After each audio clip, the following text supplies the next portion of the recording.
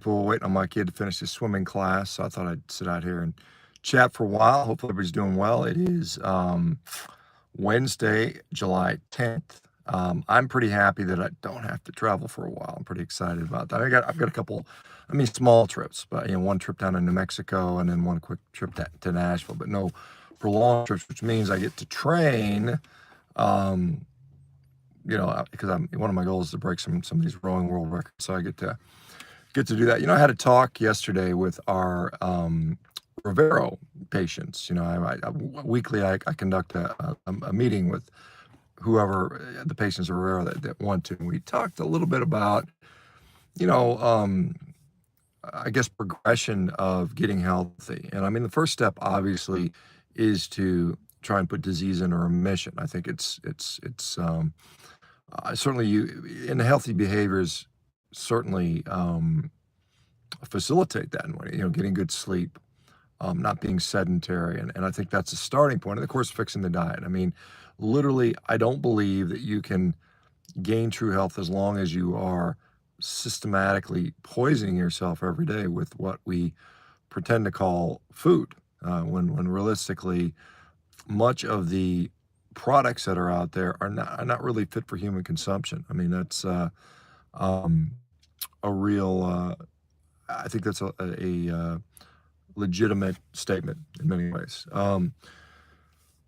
I will, well, like I said, as you people come in and ask questions, I'll try to respond to those. And um, so we'll see who joins. I know it's kind of late in the evening for certain parts. It's 7:30 where I'm at, so I'm on the West Coast. On Pacific time, I know some of the, well, we get people from all over the world, as you guys will see. We've got a question here from Tony Baloney. I like the name there, Tony. Can carnivore cure social anxiety? Well, I mean, certainly I think diet has had an impact on anxiety for sure. I mean, a lot of people will say that they have seen improvements in their anxiety levels on carnivore. And I think, you know, a lot of things, it's not normal to be anxious all the time, or even, socially. I mean, some people are introverted, extroverted. I mean, I myself am not particularly extroverted, I would say. I would consider myself somewhat more introverted, but I'm certainly comfortable in large gatherings of people. It doesn't really bother me at this point. And I think some of that is just familiarity with it. But I think the other thing is, I think when your brain is functioning well, you can handle things a lot better, and you don't get sort of as sidetracked or maybe worried about things, which sometimes we sort of put these things on ourselves that, gosh, most people out there don't care about, and it's like, why are you worried about that? All right, so we've got a question from not the Undertaker saying he's an introverted extrovert. It's an interesting sort of juxtaposition there, I suppose. Mark C., do you have any issue with cottage cheese? Do I have any issue with it? I personally am consuming a lot of cottage cheese right now. In fact, that's part of one of my strategies as I'm leaning out is to consume a relatively leaner source of protein. I mean, particularly if you eat a lower fat version. I know some people in the keto crowd would be screeching over that, but I think cottage cheese, well, any dairy product in general has potential to be downsides. I think the negatives are, if you don't tolerate the protein well, then you could have some sort of um, inflammatory reaction. Some people do. I know there's studies out there that say dairy is not inflammatory, but I literally see people where that is an issue, whether it leads to a skin rash outbreak or some other issue. Certainly, it can be. I think cheese in particular, whether it's cottage cheese or any other type, can be relatively constipating, particularly depending on how much you consume. You think about, I mean, it has these casomorphine-like effects, and I think the GI effects are also there. A lot of people report that dairy products, particularly cheese, leads to constipation. But having said that, if you tolerate it well, hey man, it's a pretty good food.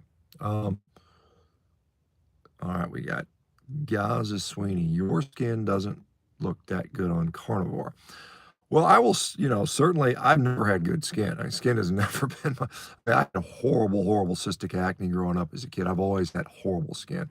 It probably looks as good as now as it has in any point in my life, to be honest. I mean, like I said, um, I just wasn't blessed with good looking skin. There's some people that have this beautiful olive complected skin and blah, blah, blah. That ain't me, So anyway, well, you can certainly, uh, you know, uh, I don't have any acne. I don't have any other, particularly dry skin or anything like that. So, I mean, for me, it's pretty good. And I spend a lot of time in the sun too, to be fair. So, I mean, it's one of those things. But anyway, appreciate you noticing that.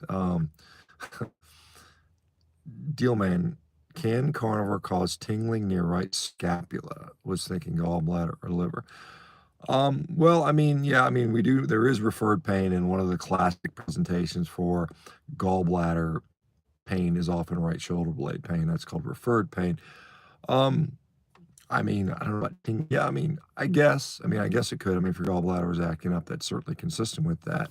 Um, is it related to the diet? Maybe. Maybe if it's a gallbladder. And if you have a hot gallbladder or an irritated gallbladder or gallbladder sludge or gallstones, and you can start consuming a higher fat diet, yes, a gallbladder is going to be contracting more, which may be an irritant, which may lead to symptoms such as that. Now, is a is cholecystitis or gallstones or lack of gallstone or gallbladder or anything's a contraindication to carnivore? No, I don't think so.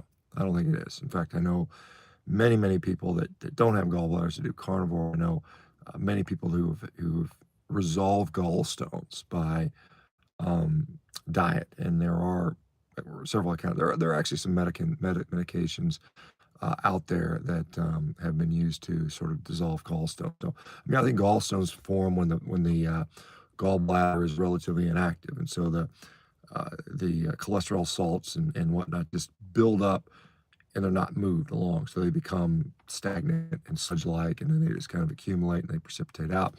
But if you're eating fat on a regular basis, then that gallbladder should be contracting and expelling its contents. Whereas if you're eating on a low-fat diet, which many of us have been sort of brainwashed to do, then the gallbladder just kind of sits there, and we have this, bile accumulation, I suppose.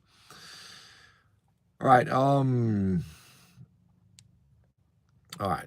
Lunar Atlas is, if Alzheimer's can be considered type 3 diabetes, can keto carnivore improve Alzheimer's disease? Well, I mean, I think that many people do consider that part of the pathophysiology in dementia does have to do with insulin resistance in the brain, energy access to the brain. A lot of times we'll see, and this is the one thing, a lot of people are speculating about, Joe Biden. Is he demented? Does he have Alzheimer's? Does he have some neurodegenerative disease? We do know that it's pretty consistent observation that people that are suffering with dementia often crave sugar a lot. And one of the things they've mentioned about Joe Biden is he's always got candy and ice cream, and he's always eating sweets. He's got, all over the White House, he's got candy stashed everywhere. So, I mean, that could be. I mean, he's just trying to get that energy to his brain. And so Del Bretta's up at UCSF and others have looked into the potential of ketogenic low-carb diets, and others, Matt Phillips down in New Zealand, a neurologist, certainly has seen promising results with that. So I'd say the answer is, yeah, potentially. Will it affect everybody equally? Probably not. Are there some people? I mean, obviously, earlier better. I mean, late-stage Alzheimer's disease, it's harder. But if you can catch it earlier, certainly I think you have a shot at perhaps maybe even, diminishing it. What are your thoughts on Dr. Joel Furman? I don't really, I mean, I just remember he went on Mark Bell's podcast and called for my arrest and placement in jail because I'm spouting dangerous information about eating meat. So obviously my information on that guy or my bias that guy is not favorable. I think he's kind of plant-based, vegan-ish, I mean, I think he calls himself a nutritarian or something like that, or he thinks he's, pounding all these high nutrition dense vegetables and stuff like that. I'm not impressed with his. I mean, again, he's an old guy. I mean, he was a competitive figure skater back in the day. And he's pretty scrawny looking. He looks pretty emaciated to me. Granted, the guy's probably pushing, I think, late 60s, maybe early 70s. I don't know exactly how old he is, but I think he's probably in some ways correct, but in many ways he's wrong. So there you go. And if he wants to put me in jail, I'd like to see him try. Josephine C, it helps. I'm only 8 months, I think, but still trying to cut the addiction stuff out. So I'm hoping it will get even better. Okay, I'm not sure what that's in reference to. Sorry. All right, Comrade Diet Love or something like that. Passing through, I went a month without eating steak and felt depressed and without energy. Got a little extra money and cooked up some cheap steaks from the store and felt good 3 days, and I ate it. Yeah, I mean, it doesn't always have to be steak. I know I put a lot of steaks up there, but certainly, and I'll eat hamburger patties, I'll eat eggs, I'll eat, you know, uh, cheaper cuts of meat, roast. In fact, I got a tri-tip smoking right now on the Traeger grill while my son is swimming lessons. So hopefully that'll be ready to go when I get home. So you can actually do a carnivore diet relatively cheaply. And in fact, many people report that their budget actually goes down on carnivore. Obviously it depends on what you're consuming before, but the way most people, eat food, waste food, spend food money on stupid stuff, it can certainly be cheaper, and you can do it very cheaply. All right. No Carb Life says, good catch you live. Well, thank you for being here. Ad Pharaoh, do you believe in shape-shifting reptilians? I don't think so. I haven't seen one yet. Maybe they exist. Who knows? Um, all right. Jennifer Krause, Morton's neuroma on my right foot. Any way to make it go away? Carnivore 6 years. Well, I mean, yeah, I mean, there's so many options. I mean, you can inject it. You can have it surgically excised. I mean, those are things that, either orthopedic foot and ankle surgeon or podiatrist would offer you. So those things are possible. I mean, with regard to lifestyle, I mean, with carnivore, I mean, it might make sense to do a high-fat version of carnivore, ketogenic carnivore diet for a while. I think that has a particularly efficacious effect on neuroinflammatory stuff, and so that Morton's neuroma certainly falls within that category. Tracy Kinsel saying hi to Dave. Okay, well, hi Dave. We got Mud Racer 41. Many thanks to you and Ken Berry. Carnivore 1 year, no more type 2 diabetes, now 73 pounds. Dietary Life says, well, I'm glad to hear, man. That's awesome. Good for you, man. It's so cool. All right, it's Roxanne, big fan. Thanks for that, Roxanne. MB, what's worth a 2K row or putting a fork in your eye? Well, I mean, it's probably more painful. Well, it depends how hard you do the 2K. If you do an all-out 2K, that's a pretty miserable experience, anybody that's done that. And I mean, I'll be honest, I've never done an all-out 2K. I've done some 2Ks where I just kind of half-ass it. I mean, I pulled like a 630, which is, just messing around. I probably, if I really trained and went all out, I could probably pull close to 6, maybe even under sub 6, which would be pretty cool, but I just don't have that desire. So, I mean, acutely, it might be more painful to do the row, particularly at that level. But, obviously, the pain is temporary with the row. It goes away, after, half hour, 45 minutes or an hour or something like that. All right. Audra Campolongo, 3 months in, 25 pounds down, feeling great. Is really dry skin normal on this lifestyle? I don't know. I mean, some people report. I don't know if it's normal. I mean, like I said, there's a lot of things that can lead to dry skin: hydration, dietary fat, things like that. So just, look at those types of things as an option, perhaps.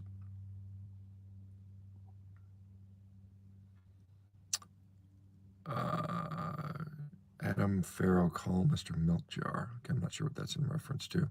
I think is he passed away, that milk jar guy? I think something like that. He was one of the guys that hung out with that. What's that other guy's name? The Swedish guy, Sverige or something like that. Lunar Atlas, switching to ketones instead of glucose as primary fuel help dementia symptoms. Well, I mean, yeah, I mean, if I think so. I mean, I think that's what the thought is that the brain becomes has a difficult time utilizing glucose, and ketones don't seem to be affected by the same pathophysiology, and therefore you have better access to energy in the brain. So yeah, I think so. I think that's one of the thoughts. Marcy, how's the BJJ training? I have not been since August of last year. Like I said, I had a neck injury, had to take some time off. I'm fully recovered from that. I mean, I still have some numbness in this one finger, still numb, unfortunately. Like I said, I want to break some rolling world records here in the next, hopefully in the next 6 weeks. I've got a little bit of, like I mentioned at the beginning of this talk, I've got a little bit of time where I don't have to do a lot of traveling, because every time I have to travel, it kind of messes up my training. And I usually often get to the point where I'm like, I know it's kind of weird. I could probably just sit down and grind it out and break a couple records right now, but I like to be over prepared in a way so as not to suffer as much when I break the record. It's kind of like, I know if I can do certain things in training, then I can break the record fairly easily. So I don't have to just like kill myself to break the record, which, maybe I'm just being a puss to do, but that's my thought. So I kind of like today, I just kind of like, 30 seconds. If I'm going to break the 1 minute world record, I know I want to be able to do 30 seconds in a certain set period of time. If I can do that easily, then it predicts an easier 1 minute thing. And then I'll go on to the 500 meter and then perhaps the 1K. So.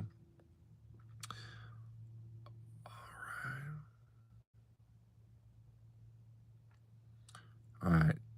We got Susan, hi from Australia. Gave up alcohol 6 weeks ago. I feel great. Wasn't that hard. My question is, if I want to have a few drinks for special occasion, is it going to set me back that much? Well, I mean, first of all, congratulations on giving it up. Certainly, I don't find alcohol to be particularly healthful. I mean, it's generally just a poison, even in small doses. I mean, I get it. Many people do it. And I've had probably this year 2 glasses of wine and a glass of champagne. I mean, I think and this is, we're in July. So, I mean, that's probably consistent. I might have 4 or 5 drinks a year, just minimal stuff.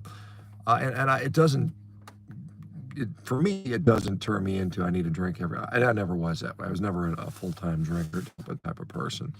So, I mean, I guess it just depends what comes with it. I mean, would one drink on a weekend every 3 months have any real significant damage? Probably not. But if it turns into, well, I thought I had more fun that way, so now I'm going to do it every weekend, and you get down that slippery slope. So as long as it doesn't lead you back down the path, and probably an occasional once-off thing is probably fine for most people.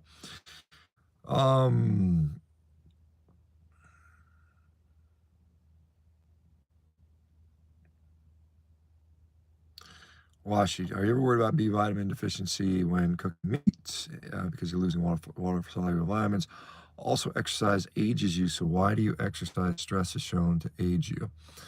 Well, 2 different questions. No, I'm not particularly worried about vitamin deficiencies from cooking meat. I mean, I think humans have been cooking meat for, arguably 1.5 million years, depending on which anthropologist you leave. I mean, certainly everyone, at least in the anthropology world, would agree we've been cooking meat for at least 250,000 years. So it's just as long as we've been Homo sapiens, and probably longer, as long as we've been humans. If you realize that humans are not just Homo sapiens, but things like Homo erectus and all the way back to Homo habilis. Now, as far as why do I exercise? I enjoy exercise, and I think there is plenty of data. There is immense amounts of data that shows that exercise is beneficial and protective from all sorts of things, such as mortality in general. It protects against cardiovascular disease. It protects against cancer. It protects against diabetes and dementia. And obviously, you have a more functional life in many ways. And so, I know there's people out there that don't like the stress and think that is something they enjoy. And I guess if you're okay with getting weak and slow and less functional as you age, which clearly is what happens to people that don't exercise. The comparisons between people that regularly engage in exercise and things like strength training, they're huge. I mean, it's like a 2 or 3 decade advantage on what you're able to do functionally. So I like to be able to do things. If your only goal in life is to kind of sit there and watch the world go by and watch TV and make kind of silly comments on the internet, then you don't need to exercise. Good for you. All right, Charge Farm. Rick down in Florida saying, good, you're live again. Good to see you, Rick. Hope things are going down well down there. The Undertaker elaborating on the introverted extrovert, but earlier, I am an introvert amongst the ignorant masses, but I am quite a bit of an expert when I'm in my crowd of people with shared likes and goals. Yeah, I mean, and it's, I don't know if that's introversion versus extroversion, but I mean, obviously, if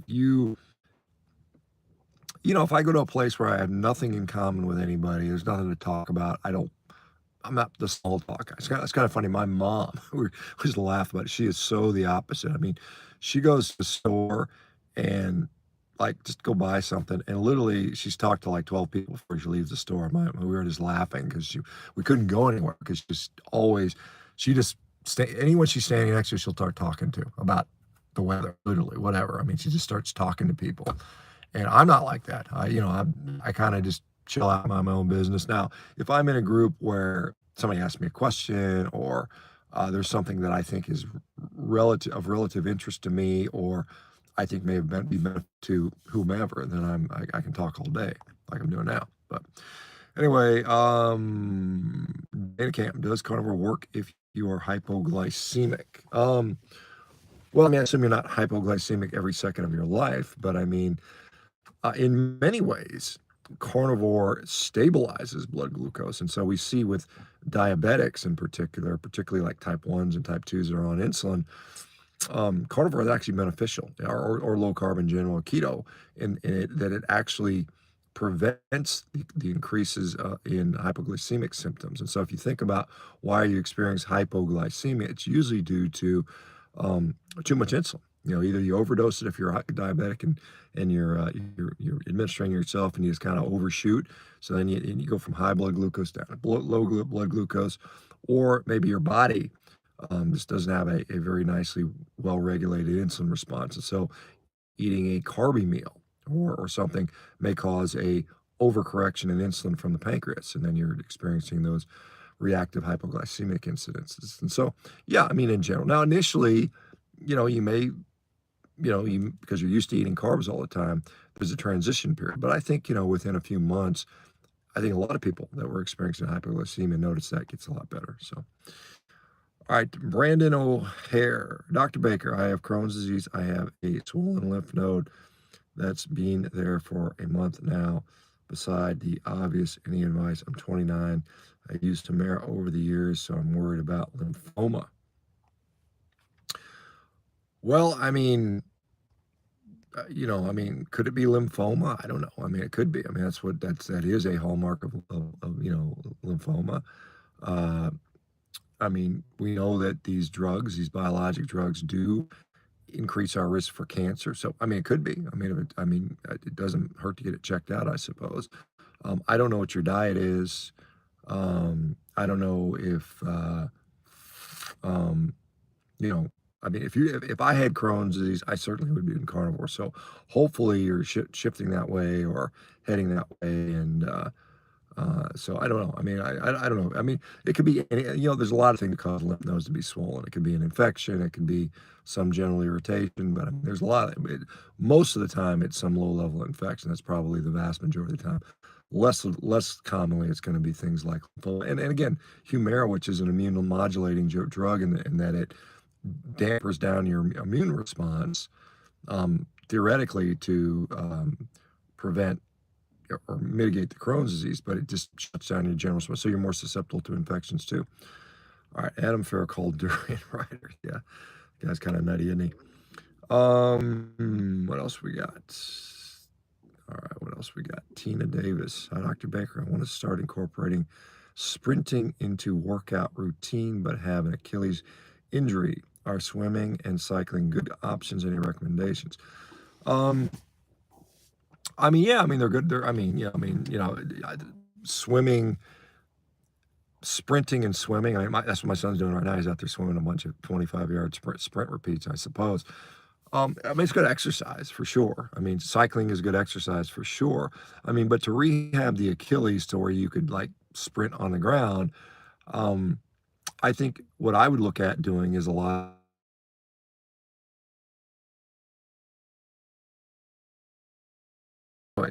Hey guys, I unfortunately have to run.